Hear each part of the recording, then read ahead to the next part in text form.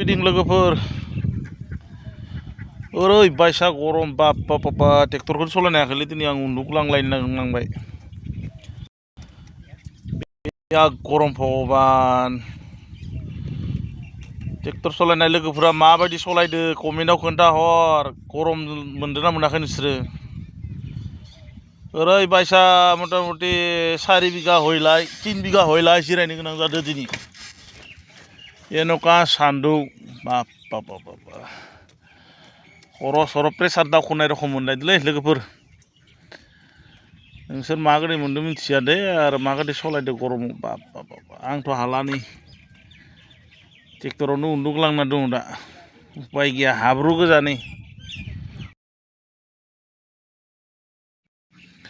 मा खालामनो आरो नै हाब्रु गोजाबाबो उन्दुनो गोनां जानाय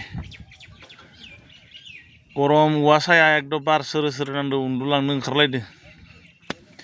मा खालामनो आरो उपाय गैया लोगोफोर ओरैबायसा गरम बाप्पा हाव ट्रेक्टरनि हाव बिथिं सान्दुङा नांखायो था उफ बरिया बार फैदो फै बामना लागौमोन बारखौ मोननायबा दा एसि रखम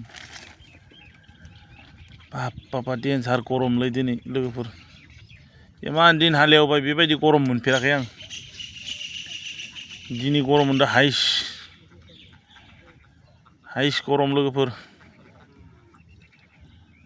उपाय गैया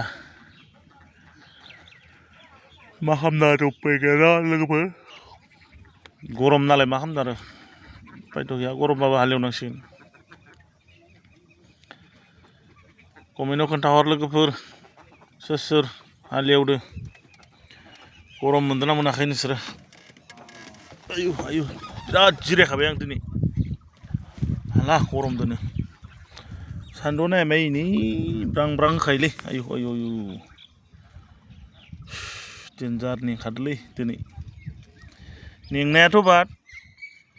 ओरैबायसा सान्दुंलै लोगोफोर सान्दुं आरो ट्रेक्टरनि गरम मोननैनि गरमखौ लानांगो धेमालि 30 करिबाबो 60% लानो गोनां 60 धेमालि 20 करिबाबो 40 गरमा धेमालि बाप्पा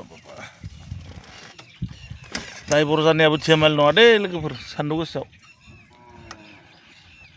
गरम बासन्ति सायाव उन्दुना दं आं उपाय गैया लोगोफोर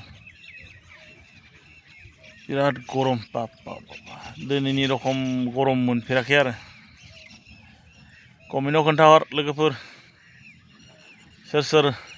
ट्रेक्टर सालायबाय थादो बाय लोगोफोर रायलायनो इसेयानो गैया दै गांदो दा दै लामनो र' मालिकखौ दोनथ'बाय बेखिनियावनो भिडिअ'आ